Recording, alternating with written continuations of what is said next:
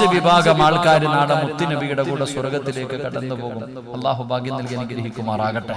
അള്ളാഹു ഭാഗ്യം നൽകി അനുഗ്രഹിക്കുമാറാകട്ടെ. ഒരാമീൻ പറ. അള്ളാഹു ഭാഗ്യം നൽകി അനുഗ്രഹിക്കുമാറാകട്ടെ. ഒന്നാമത്തെ വിഭാഗം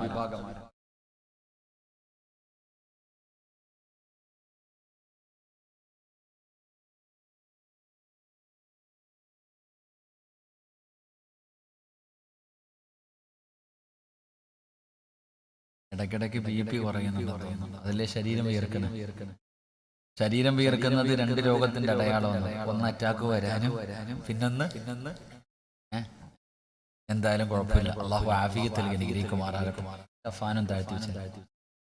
എന്റെ പ്രിയമുള്ള സഹോദരങ്ങളെ, ഒന്നാമത്തെ വിഭാഗമാരാ മഹാനായ അനസ് റളിയല്ലാഹു തആല റിപ്പോർട്ട് ചെയ്യുന്ന ഹദീസിൽ കാണാം, അല്ലാഹുവിന്റെ റസൂൽ പറയുന്നു, മനാല ജാരിയതൈനി ഹത്താ തബ്ലുഗ യൗമൽ ഖിയാമ.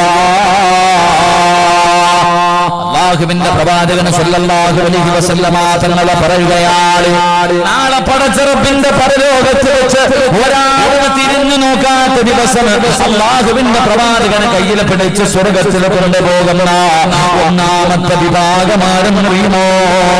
ഈ സദസ്സിലിരിക്കുന്ന ചില മാതാപിതാക്കളാണെന്ന് അഷ്റഫുൽ ഖൽഖ് നബി മുഹമ്മദ് മുസ്തഫ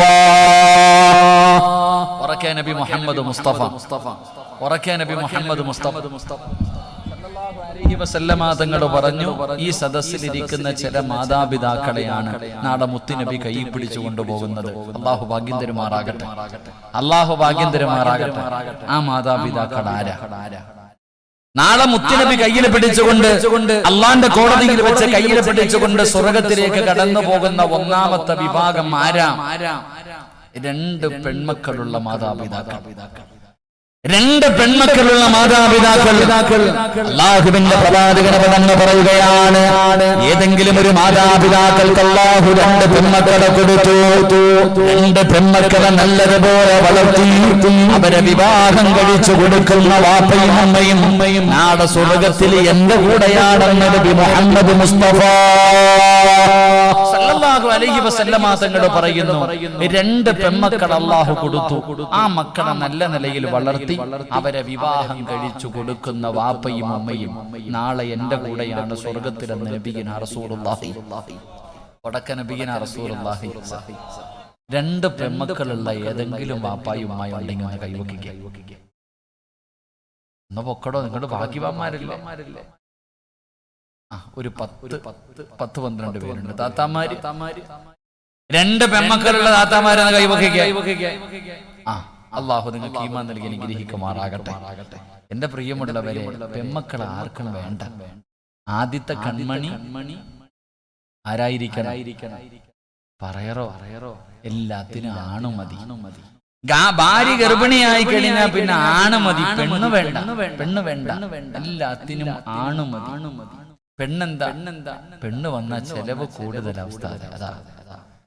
പെൺകുട്ടികൾ വന്നാൽ ചെലവ് കൂടുതലാ. എങ്കിൽ ഇമാം ഗസാലി തങ്ങൾ പറയുന്നു, ആദ്യത്തെ പ്രസവത്തിൽ പെൺകുട്ടിയാണെങ്കിൽ അള്ളാഹു ആ കുടുംബത്തിന് ബർക്കത്ത് ചെയ്യുമെന്ന്. അള്ളാഹു ഈമാൻ തരുമാറാകട്ടെ. ആദ്യത്തെ പ്രസവത്തിൽ പെണ്ണിനെയാണോ പ്രസവിച്ചത്, നീ രക്ഷപ്പെട്ടു. അള്ളാഹു നിനക്ക് ബർക്കത്ത് നൽകും. അള്ളാഹു ഈമാൻ നൽകുമാറാകട്ടെ. എന്റെ പ്രിയമുള്ള സഹോദരങ്ങളെ, പെൺകുട്ടികളെ വളർത്തി വിവാഹം കഴിച്ച് വിട്ട സ്വർഗവാ. മുത്തുനബി പറഞ്ഞത്, അവര് സ്വർഗത്തിൽ എന്റെ കൂടെ 2 വിരലുകൾ ചേർത്ത് വെച്ചിട്ട് പറഞ്ഞു, ഇത്രയും അടുത്ത്.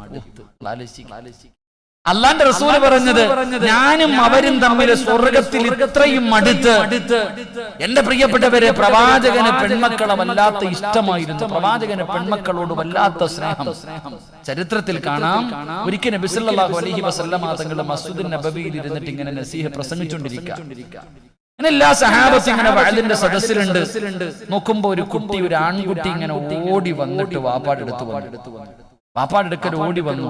വാപ്പ മോനെ കണ്ടതും കെട്ടിപ്പിടിച്ചൊരു മുത്തം കൊടുത്തിട്ട് പിടിച്ചു മടിയിൽ കയറ്റിയിരുത്തി. പ്രവാചകനൊന്നും വേണ്ടിയില്ല, പ്രസംഗിച്ചുകൊണ്ടേയിരുന്നു. കുറെ സമയം കഴിഞ്ഞു. ആ മനുഷ്യന്റെ പെൺകുട്ടിയായ മകള് നേരെ വാപ്പാടെ അടുത്ത് വന്നു. മോൻ വന്നതുപോലെ വാപ്പാടെ അടുത്ത് വന്നതും വാപ്പ ആ പൊന്നു മോക്ക് ഒരു ഉമ്മ കൊടുത്തു. എന്നിട്ട് പിടിച്ച് താഴെ ഇരുത്തി. നബി സല്ലല്ലാഹു അലൈഹി വസല്ലം തങ്ങൾ പ്രസംഗം നിർത്തി.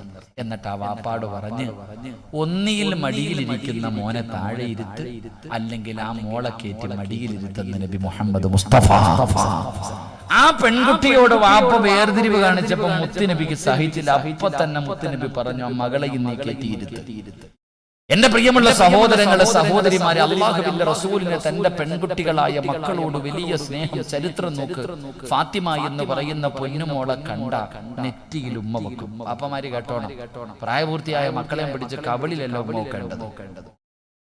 റസൂലുള്ളാഹി സ്വല്ലല്ലാഹു അലൈഹി വസല്ലമ തങ്ങള് ഫാത്തിമ ബീബി റളിയല്ലാഹു തആല അൻഹയുടെ നെറ്റിത്തടത്തിൽ ഉമ്മ വെക്കും.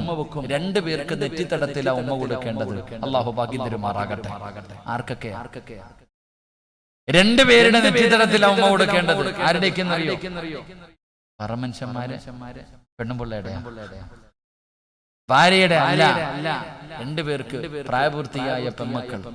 ആ പെൺമക്കളുടെ നെറ്റിത്തടത്തിൽ ഉമ്മ കൊടുക്കണം. രണ്ട് നമ്മുടെ ഉമ്മയുടെ നെറ്റിത്തടത്തിൽ ഉമ്മ കൊടുക്കണം. അല്ലാഹു ഭാഗ്യം തരുമാറാകട്ടെ. അപ്പൊ ഫാത്തിമ ബീബി റളിയല്ലാഹു തആല അൻഹയെ കണ്ട പ്രവാചകൻ എന്ത് ചെയ്യും? നെറ്റിത്തടത്തിൽ ഉമ്മ വെക്കും. ഫാത്തിമ എന്ന് പറയുന്ന മകള് വീട്ടിൽ കയറി വരുമ്പോ റസൂലുള്ളാഹി തങ്ങൾ എഴുന്നേറ്റ് നിൽക്കുമായിരുന്നു. ചരിത്രം പറയാ, പെൺമക്കള് കയറി വന്നാൽ പ്രവാചകൻ എഴുന്നേറ്റ് നിൽക്കുമായിരുന്നു. കാരണം പെണ്ണിന്റെ കാൽ ചുവട്ടിലാ സ്വർഗം കിടക്കുന്നത്. നിങ്ങൾ പഠിക്കണം. നമ്മൾ ചിന്തിക്കുക, ആണുങ്ങളുടെ കാലിന്റെ ചുവട്ടിൽ സ്വർഗം കിടപ്പുണ്ടോ? ഇല്ല. ആരുടെ കാൽ ചുവട്ടിൽ? പെണ്ണിന്റെ കാൽ ചുവട്ടിൽ. എന്റെ പ്രിയപ്പെട്ടവരെ, പ്രവാചകൻ തന്റെ പെൺമക്കളെ വല്ലാത്ത സ്നേഹം. അപ്പൊ നിങ്ങൾ ചിന്തിക്ക്, റസൂലുള്ളാഹി തങ്ങൾ പറഞ്ഞു, രണ്ട് പെൺമക്കളെ വളർത്തി വിവാഹം കഴിച്ചു വിട്ടാൽ അവര് സ്വർഗത്തിൽ എന്റെ കൂടെ ഇത്രയും അടുത്തു. ഹജ്ജ് ചെയ്തവന് ഞാനും ഇങ്ങനെയെന്നല്ല പറഞ്ഞേ, ഉംറ ചെയ്തവന് ഞാനും, പള്ളി കെട്ടിക്കൊടുത്തവന് ഞാനും, നിസ്കരിക്കുന്നവന് ഞാനും, നോമ്പ് പിടിക്കുന്നവന് ഞാനും നാളെ സ്വർഗത്തിൽ ഇങ്ങനെയാണെന്ന് മുത്തുനബി പറഞ്ഞില്ല. പക്ഷേ രണ്ട് പെൺമക്കളെ വളർത്തി വിവാഹം കഴിക്കുന്ന വാപ്പ അല്ലാഹു സ്വർഗമാ ഓഫർ ചെയ്തത്. അപ്പം നമ്മൾ മനസ്സിലാക്കേണ്ടത്, രണ്ട് പെൺമക്കളെ 18 വയസ്സ് വരെ എത്തിച്ച് അവരെ ഏതെങ്കിലും ഒരുത്തന്റെ കയ്യിൽ പിടിച്ചു കൊടുക്കുക എന്ന് പറയുന്നത് അത്ര എളുപ്പമുള്ള കാര്യമല്ല. എന്നൊരു ജിഹാദാ. രണ്ട് പെൺമക്കളെ 18 വയസ്സ് വരെ എത്തിക്കണമെങ്കിൽ ആ വാപ്പായും ഉമ്മായി എത്ര കഷ്ടപ്പെടണം. കാരണം ഇന്നത്തെ കാലഘട്ടം അത്രയ്ക്കും വളരെ മോശമായ കാലഘട്ടം. നിങ്ങൾ ചിന്തിക്ക്, ഇന്ന് കെട്ടിച്ചു കൊടുക്കാൻ തന്നെ വാപ്പായ്ക്ക് യോഗം ഉണ്ടാവില്ല. പണ്ട് നിങ്ങളൊക്കെ ആലോചിച്ച് നോക്കിയ, ഈ ഇരിക്കണ താത്താമാരൊക്കെ ആലോചിച്ച് നോക്കിയ, നിങ്ങളൊക്കെ ഒരു ദിവസം സ്കൂള് വിട്ട് വീട്ടിൽ കയറി ചെന്നപ്പോ വാപ്പ പറഞ്ഞു, ആമിന കല്യാണം ഉറപ്പിച്ചതുകൊണ്ട് ആ ഇരിക്കുന്നതാ പയ്യൻ, ഇങ്ങനെ കാണിച്ചു കൊടുക്കും. പണ്ട് പെമ്മക്കളുടെ വീട്ടിൽ ചെല്ലുമ്പോ വാപ്പ എന്താ പറയണേ? കല്യാണം ഉറപ്പിച്ചിട്ടോളെ, പഠിത്തമൊക്കെ നിർത്തിക്കോ, കല്യാണം ഉറപ്പിച്ചതുകൊണ്ടായിരിക്കുന്ന ആ പയ്യൻ. അള്ളാണ് ഒരൊറ്റ കരച്ചില, പെണ്ണുങ്ങൾ ഒരൊറ്റ നിലവിളി, കഴിഞ്ഞു എല്ലാം. പിന്നെ കല്യാണവും കഴിഞ്ഞ് മക്കളുമായി സുഖിച്ച് ജീവിക്കുന്നു. ഇന്ന് 17ഉം 18ഉം വയസ്സുള്ള മകള് വീട്ടിൽ കയറി ചെന്നിട്ട് വാപ്പാനോട് പറയും, വാപ്പ ഞാൻ ഒരുത്തനെ നോക്കി വെച്ചിട്ടുണ്ട്, നിങ്ങൾ നോക്കാനൊന്നും പോണ്ട, ഞാൻ തന്നെ അഴീക്കോട് ഒരുത്തനെ സെറ്റപ്പ് ആക്കി വെച്ചിട്ടുണ്ട്, എനിക്ക് അവനെ വിവാഹം കഴിച്ചു തരണം. പാപ്പ ചോദിക്കും, മോളെ അവൻ നമ്മുടെ ജാതി അല്ലല്ലോ, ഞാൻ സമ്മതിക്കൂലല്ലോ, ഞാൻ പോകും പാപ്പ, നിങ്ങൾ കെട്ടിച്ചേർന്നില്ലെങ്കിൽ. ഞാൻ ഇറങ്ങി പൊള്ളാണ പോവേ, കോടതി ഞാൻ പറയും എനിക്ക് അവനെ മതി, എനിക്ക് സ്വന്തമായി തീരുമാനം എടുക്കാൻ 18ആയി, ഞാൻ പോകും. ഇതാ ഇന്നത്തെ കാലഘട്ടം. കെട്ടിച്ചു കൊടുക്കാൻ പാപ്പമാർക്ക് യോഗ ഇല്ലാത്ത കാലമാണ്. അള്ളാഹു ഈമാൻ തരുമാറാകട്ടെ.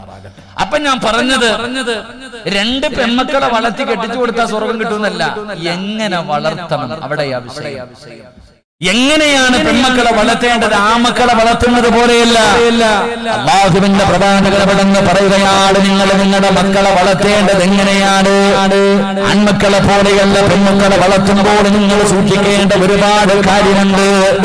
ആൺകുട്ടികളെ വളർത്തുന്നത് പോലെയല്ല പെൺകുട്ടികളെ വളർത്തേണ്ടത്. പെൺകുട്ടികളെ വളർത്തേണ്ട രീതിയിൽ വളർത്തണം. കാരണം ഒരു പെണ്ണ് നന്നായ ലോകം നന്നാകും.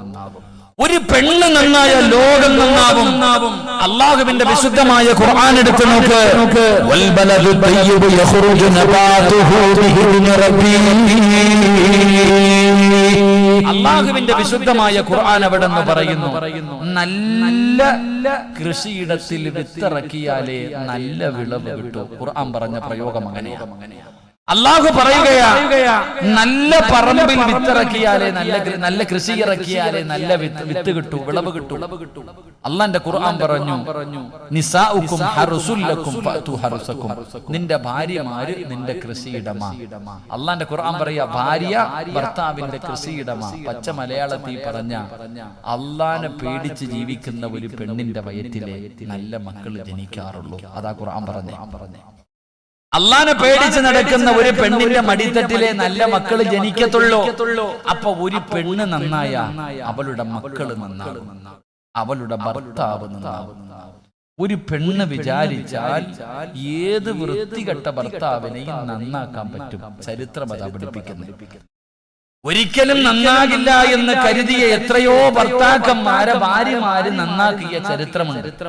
പിന്നെ നിന്റെ ഭർത്താവ് നന്നാകാത്തത് നീ നേരെയാക്കാത്തത് കൊണ്ടാണ്. പെണ്ണുങ്ങൾക്ക് സമയമില്ല റിസ്ക് എടുക്കാൻ. ഭർത്താവിന്റെ കള്ളുകൂടി നിർത്തണമെന്നൊരു ഭാര്യ വിചാരിച്ചാൽ പറ്റും. ഭർത്താവിന്റെ ഫോൺ വിളിയും മോശമായ വിജീവിതവും നിർത്തണമെന്നൊരു പെണ്ണ് വിചാരിച്ചാൽ പറ്റും. പക്ഷെ ഇവര് വിചാരിക്കത്തില്ല, അവർക്ക് വേണ്ട, ഇവര് വിട്ടേക്കല്ല, അഴിച്ചുവിട്ടിരിക്കാം. അപ്പൊ ഒരു പെണ്ണ് നന്നായ മക്കള് നന്നാകും, ഭർത്താവ് നന്നാകും, വീട് നന്നാകും, കുടുംബം നന്നാകും, നാട് നന്നാകും, രാജ്യം നന്നാകും, ലോകം നന്നാകും. ഒരു പെണ്ണ് നന്നായ ഒരു പെണ്ണ് പിഴച്ചാലോ അള്ളാഹു കാത്തുരക്ഷിക്കുമാറാകട്ടെ. അതുകൊണ്ടാ അള്ളാഹ് പറഞ്ഞത്, അതുകൊണ്ടാ മുത്തുനബി പറഞ്ഞത്, വളർത്തേണ്ടതുപോലെ വളർത്തുക. ഒരു വാപ്പാടെയും ഉമ്മായുടെയും ജോലിയാ മക്കളെ നല്ല നിലയിൽ വളർത്തുക. പള്ളിയിലെ ഉസ്താദിന്റെ ജോലിയല്ല. മദ്രസയെ പഠിപ്പിക്കണ ഉസ്താദല്ല നിന്റെ മക്കളെ നന്നാക്കേണ്ടത്. ആദ്യം നീ നന്നാക്ക് നിന്റെ മക്കളെ. അല്ലാഹ് ആര്, മുത്തുനബി ആര്, ദീനെന്ത്, നിന്റെ മക്കൾക്ക് പഠിപ്പിച്ചു കൊടുക്കേണ്ട ബാധ്യത മാതാപിതാക്കൾക്കുള്ളത്. അത് മാതാപിതാക്കളുടെ ജോലിയെ. പിന്നെ ഉസ്താദന്മാര്, ആദ്യത്തെ ഉസ്താദ് നിങ്ങളാ. അതുകൊണ്ട് എന്റെ പ്രിയപ്പെട്ടവരോട് പറയുന്നു, നിന്റെ പെൺമക്കളെ നീ നല്ലതുപോലെ വളർത്തു. അവരെ അദബ് പഠിപ്പിച്ചു കൊടുക്കൂ. അവർക്ക് നീ ലജ്ജ പറഞ്ഞു കൊടുക്കൂ. ലജ്ജ എന്താണ്? അല്ലാഹുവേ, അങ്ങനെയാണ് പെൺമക്കളെ വളർത്തേണ്ടത്. പക്ഷേ ഇന്നത്തെ പെൺകുട്ടികളുടെ ജീവിതം കണ്ടാൽ, അവരുടെ നടത്തം കണ്ടാൽ, അവരുടെ സംസാരം കണ്ടാൽ, അവരുടെ വസ്ത്രധാരണ കണ്ടാൽ അല്ലാഹുവേ ലജ്ജ തോന്നുകയാണ്, സങ്കടം തോന്നുകയാണ്. പഠിച്ചവരെ, ഇന്നത്തെ പെൺകുട്ടികളുടെ നടത്തവും സ്വഭാവവും കണ്ടിട്ടുണ്ടോ? പഠിച്ചവനെ, എന്തേ സഹോദരാ എന്തേ ഇങ്ങനെയായി പോയത്? ആകവേ പഠിച്ചവനെ, ഇന്നത്തെ കാലഘട്ടത്തിലെ പെണ്ണുങ്ങളുണ്ടല്ലോ, എന്തൊക്കെ ഉസ്താദന്മാരെ കണ്ടാ തലമറയ്ക്കുമായിരുന്നു. ഉസ്താദിനെ കണ്ടാ തലയിൽ കിടക്കുന്ന ഷാളെടുത്ത് താഴെകിടുന്ന കാലവോ. പഠിച്ചവനെ, തലമറയ്ക്കാനെന്ന് പലർക്കും മടിയാണ്. മുടിയെല്ലാം അടിച്ചിട്ട് കൊണ്ടിങ്ങനെ അതാ അടിച്ചു പൊളിച്ച് നടക്കുകയാണ്. എന്റെ പ്രിയപ്പെട്ട പെങ്ങള്, അതിന്റെ സദസ്സിൽ വന്നിരുന്നിട്ട് പോലെ തലമറയ്ക്കാൻ പഠിക്കുന്ന, തലമറയ്ക്കാൻ മടി കാണിക്കുന്ന, മുടി വെളിയിലിട്ടിരിക്കുന്ന പെണ്ണ്, കള്ളതരുന്ന ശിക്ഷ എന്തെന്നറിയോ? പടച്ചറപ്പിന്റെ കോടതിയിലോ നരകത്തിലെ ഒരു തൊപ്പി നിന്റെ തലയിലേക്ക് വെക്കുകയാണ്. നിന്റെ തലയിലേക്ക് നാളെ ഒരു നരകത്തിന്റെ തീയുടെ തൊപ്പിയല്ലാതെ മലക്കുകളെ പടന്ന് വെച്ചു തരികയാണ്. തലച്ചോറിങ്ങനെ ഉരുകുകയാണ്. നിന്റെ തലയോട്ടി മുഴുവനും പടച്ചവരെ വിളിച്ചിറങ്ങുകയാ. അവര് ചെയ്ത പാപം കല്ലുപിടിച്ചത് കൊണ്ടല്ല, വ്യഭിചരിച്ചത് കൊണ്ടല്ല, പലിശ തിന്നത് കൊണ്ടല്ല, നിസ്കരിക്കാത്തത് കൊണ്ടല്ല, തലമറയ്ക്കാത്ത പെണ്ണ് നിനക്കുള്ള നാളെ തരുന്ന ശിക്ഷയാ. അതുകൊണ്ട് എന്റെ പ്രിയപ്പെട്ട പെങ്ങളോട് പറയുകയാ, പെങ്ങളെ തലമറയ്ക്കാൻ പഠിപ്പിക്കൂ. എന്റെ മക്കൾക്ക് ചരിത്രം പറഞ്ഞു കൊടുക്കൂ. പരിശുദ്ധമായ ദീനിന്റെ നിയമങ്ങളെ പഠിപ്പിച്ചു കൊടുക്കൂ. മക്കൾക്ക് പറഞ്ഞു കൊടുക്കണം. ഒരു തലമുടി വെളിയിൽ കണ്ട നാളെ നീ അള്ളാന്റെ മുന്നിൽ എന്ത് പറയും? രക്ഷപ്പെടുമോ? ഒരു തലമുടി കണ്ടാൽ നരകത്തിന്റെ തൊപ്പി അള്ളാഹു നിന്റെ തലയിൽ വെച്ചു തരുമെന്ന് ആദരവായ പ്രവാചകൻ നബി മുഹമ്മദ് മുസ്തഫ. ആദരവായ പ്രവാചകൻ നബി മുഹമ്മദ് മുസ്തഫ. എന്റെ പ്രിയപ്പെട്ടവർ, ഇസ്ലാമിന്റെ നിയമം എന്താ? നിങ്ങൾ എന്താ പഠിക്കാത്തത്? ഇസ്ലാമിന്റെ നിയമം, അള്ളാഹുവിന്റെ ഗുണവും രക്ഷയും നിന്റെ മേലുണ്ടാകട്ടെ. ഇത് അസ്സലാമു അലൈക്കും വറഹ്മത്തുള്ളാഹി തആല വബറകാതുഹു. ഇതിന്റെ അർത്ഥം സലാം പറയൽ ഒരു ദുആയ. എന്നാൽ ഒരു അന്യ പെണ്ണ് ആണിനോട് സലാം പറയാൻ പാടില്ല.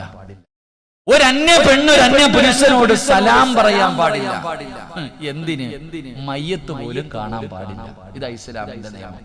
ഇസ്ലാമിന്റെ നിയമം മരിച്ച മയ്യത്ത് പോലും കാണരുത്. ഇതാ ഇസ്ലാമിന്റെ നിയമം. എന്റെ പ്രിയപ്പെട്ട സഹോദരങ്ങളെ, പിന്നല്ലേ ബാക്കിയുള്ള കാര്യങ്ങൾ, ഇങ്ങനെ അടിച്ചിട്ട് കൊണ്ട് നടക്കല്ലേ, സിമ്പിളായിട്ട് നിസ്സാരമായിട്ട്. എങ്കിൽ എന്റെ പ്രിയപ്പെട്ട വാപ്പ, എന്റെ പ്രിയപ്പെട്ട ഉമ്മ, അല്ലാഹുവിന്റെ പ്രവാചകൻ സ്വല്ലല്ലാഹു അലൈഹി വസല്ലമ തങ്ങൾ അല്ലാഹുവിന്റെ പ്രവാചകന്റെ മുന്നിലേക്ക് 1400 വർഷങ്ങൾക്ക് മുമ്പ് ഒരു പെണ്ണ് കടന്നു വരികയാണ്. തലമറയ്ക്കാത്ത പെണ്ണുകള്. അല്ലാഹുവിന്റെ പ്രവാചകന്റെ മുന്നിലേക്ക് ഒരു പെണ്ണ് കടന്നു വന്നു. യാ റസൂലല്ലാഹ്, നബിയേ, എനിക്ക് വേണ്ടി ദുആ ചെയ്യണേ നബിയേ, എനിക്ക് വേണ്ടി ദുആ ചെയ്യണേ നബിയേ. അല്ലാഹുവിന്റെ പ്രവാചകൻ അവിടുന്ന് ചോദിച്ചു, എന്തിനു വേണ്ടിയാണ് ദുആ ചെയ്യേണ്ടത്? യാ റസൂലല്ലാഹ്, എനിക്ക് അപസ്മാരത്തിന്റെ രോഗമാണ് നബിയേ.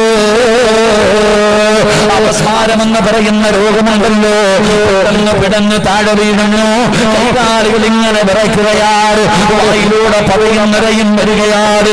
അടച്ചവനെ വല്ലാത്ത വേദനയുള്ള രോഗമാണ് അപസ്മാരത്തിന്റെ രോഗം. യാ റസൂലല്ലാഹ്,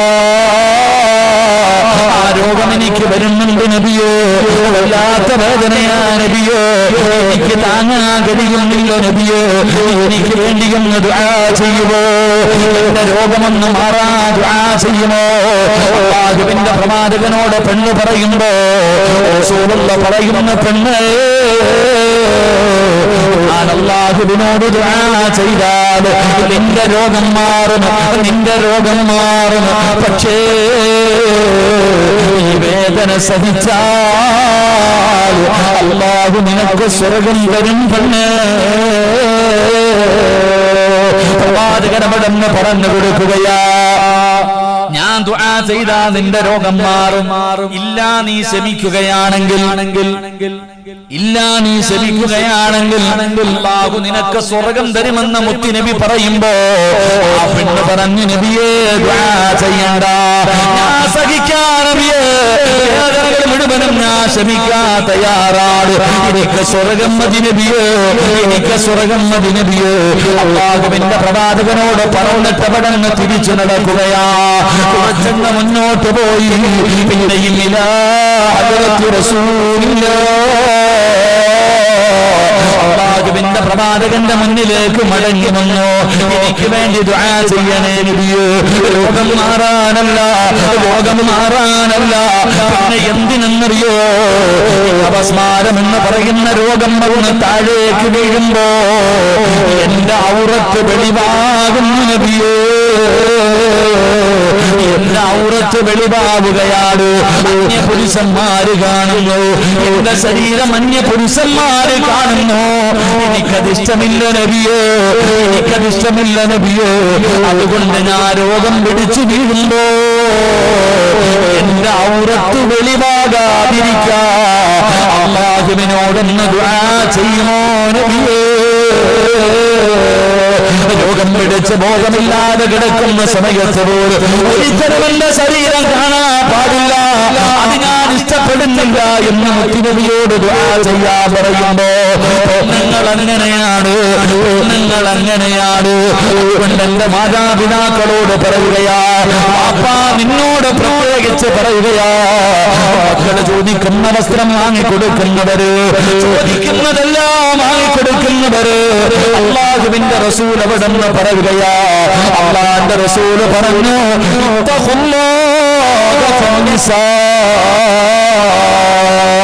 അല്ലാഹുവിന്റെ റസൂൽ അവിടെന്ന് പറയുകയാ, എന്റെ ഭാര്യയുണ്ടല്ലോ, എന്റെ മക്കളുണ്ടല്ലോ, അല്ലാഹു നിന്നെ ഏൽപ്പിച്ചിരിക്കുന്ന അമാനത്താ.